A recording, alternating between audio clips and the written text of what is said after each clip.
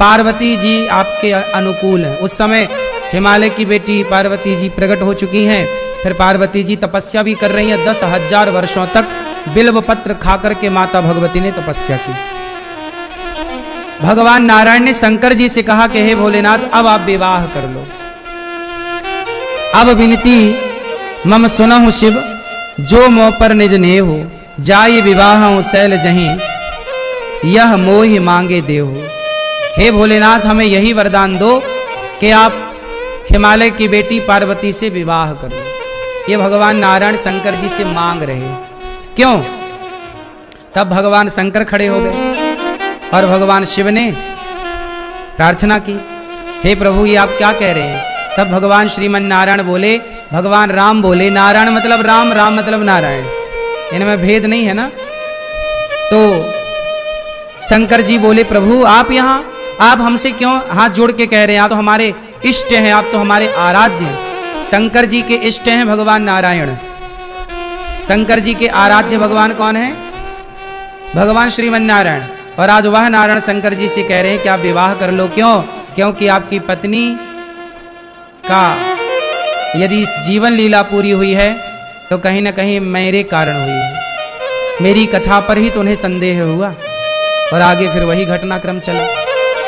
देखो, भगवान कहते हैं कि जो मेरी कथा एक बार सुन लेता है, भले संदेह पैदा हो जाए, लेकिन मैं उसे फिर भूलता नहीं हूं, मिलाकर ही रहता हूं। माता पार्वती को शिवजी से मिलाकर ही रहे। तब शंकर जी ने सिर धरि आयसु करिय तुम्हारा, परम धर्म यह नाथ हमारा। शंकर जी ने कहा, हे नाथ, आपने जो आज्ञा दी है वो शिरोधार्य है। आप कह रहे हैं कि मैं विवाह करूं तो जरूर करूंगा। शंकर जी विवाह तो किए, पर कामदेव को जलाने के बाद किए। शंकर जी ने पहले, मैया ओ भैया बैठ जाओ लाला पहले तो, और शोर ना करो। कथा को ना बहुत मर्यादित सुनना चाहिए। खड़े ना रहो भैया, बैठ जाओ। कथा सुनने आए हो तो थोड़ा टाइम निकाल के आओ, 2-3 घंटे का। इत्मीनान से कथा सुनो, सावधानी से सुनो। तो भगवान शंकर विवाह तो किए, पर कामदेव को जलाने के बाद विवाह किया। कामदेव को भस्म कर दिया ना शंकर जी ने, तीसरी आंख खोली, कामदेव जल के। अब सोचो कि किसी का कामदेव ही जल जाए, काम वासना ही मिट जाए, तो फिर विवाह करे तो करे फिर कैसे? फिर संतान उत्पत्ति कैसे होगी? क्योंकि संतान उत्पत्ति के लिए काम की आवश्यकता पड़ती ही है। तो फिर कैसे? काम ही नहीं रहा तो फिर विवाह करने का अर्थ क्या निकला? तो जब काम जल गए तो शंकर जी से सवाल पूछा गया, विवाह कैसे करोगे? तब भगवान शंकर कहते हैं, मैं विवाह करूंगा, पर समाज को यह बताना चाहता हूं कि मैं विवाह कर तो रहा हूं, पर काम की प्रेरणा से नहीं, प्रभु राम की प्रेरणा से विवाह करने जा रहा हूं।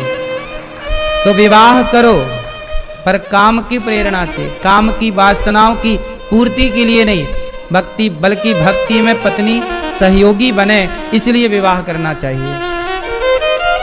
विवाह क्यों करना चाहिए? विवाह करने के फायदे क्या हैं? आपने विवाह किया? नहीं भैया, आपने विवाह किया? चश्मा वाले भैया, विवाह करने के फायदे क्या हैं? हैं? गृहस्थी, क्या फायदा है गृहस्थी का? परिवार बढ़ेगा। अच्छा, जनसंख्या बढ़ानी है। बढ़िया, ठीक है। जनसंख्या ही नहीं रहेगी तो फिर कैसे सनातन रहेगा? ठीक कह रहे हो। खूब जनसंख्या बढ़ाओ, 10-15 बच्चे तो हों कम से कम। क्यों? आपने विवाह किया? ये आपके बगल में क्यों किया विवाह? क्यों करना चाहिए विवाह? क्या फायदे हैं विवाह के? विवाह क्यों करना चाहिए? क्या फायदे हैं? सुनो, विवाह करने के फायदे हम बता रहे हैं। सुनो, विवाह करने का फायदा यह है कि आप दोनों लोग पति पत्नी बैठकर आधी रात को भी और दिन को भी, कभी भी जब नींद खुल जाए, जब मन हो जाए, तब एक जन वक्ता बन जाओ और एक जन श्रोता बन जाओ, और दोनों बढ़िया बैठ के एक जन कथा सुनाए भगवान की, एक जन कथा सुने। विवाह नहीं होगा तो अकेले रहेगा, तो अकेला किसको सुनाए और किसको सुने? दो रहेंगे तो एक कथा सुनाए एक कथा सुने, दोनों भगवान की चर्चा करो, दोनों बैठे बैठे। ये फायदा है कि दोनों भगवान का चिंतन ज्यादा कर सकते हैं। भगवान की सेवा दोनों मिलके करो। एक जन भगवान जी के कपड़े, एक जन भगवान जी के बर्तन धुल लो, तो एक जन पूजा की तैयारी कर लो।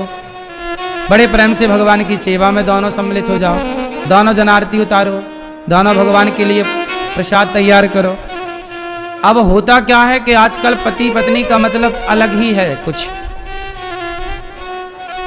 अब विवाह का मतलब, पहले देखो शंकर जी जब विवाह किए माता पार्वती से, तो शंकर जी जब पार्वती मैया से विवाह करके कैलाश आए, तो शंकर जी और पार्वती दोनों कथा सुना रहे हैं। पार्वती जी हाथ जोड़ के बोलो, हे भोलेनाथ कुछ सवाल करना है, करो।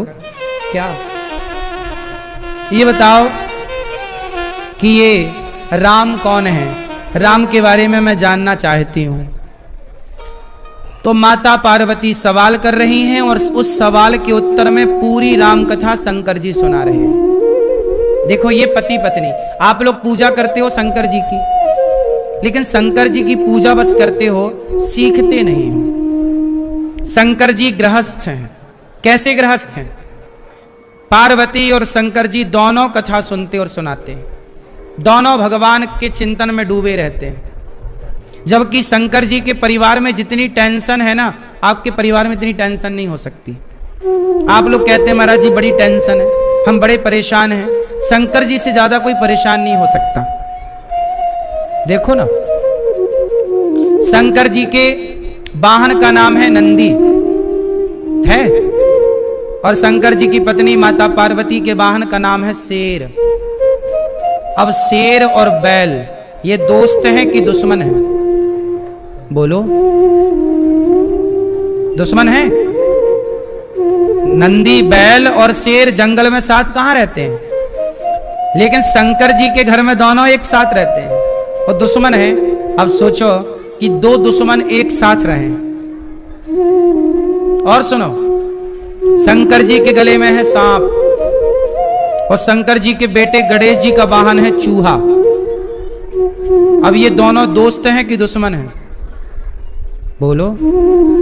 लेकिन ये दोनों दुश्मन शंकर जी के घर में एक साथ रहते हैं।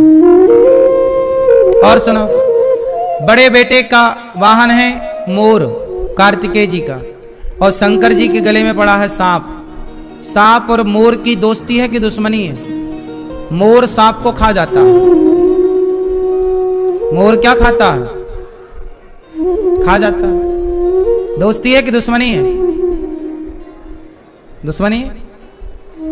सारे एक दूसरे के कट्टर दुश्मन हैं, लेकिन वो दोनों दुश्मन शंकर जी के घर में एक साथ प्रेम से रह रहे हैं। किसके प्रभाव से? शंकर जी के गले में है जहर। बोलो हाँ। शरीर में है भभूति, भस्म।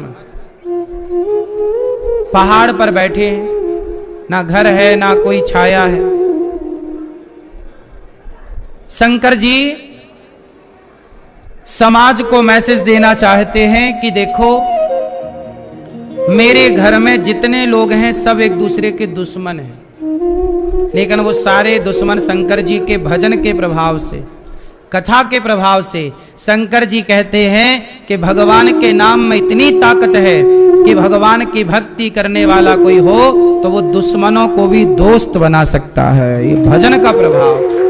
शेर और बैल दोस्त हो गए, शिव जी के घर जाते हैं। ये किसका प्रभाव है? भजन का प्रभाव। इसलिए मैया खूब भजन करो भगवान का, खूब भगवान का नाम जपो,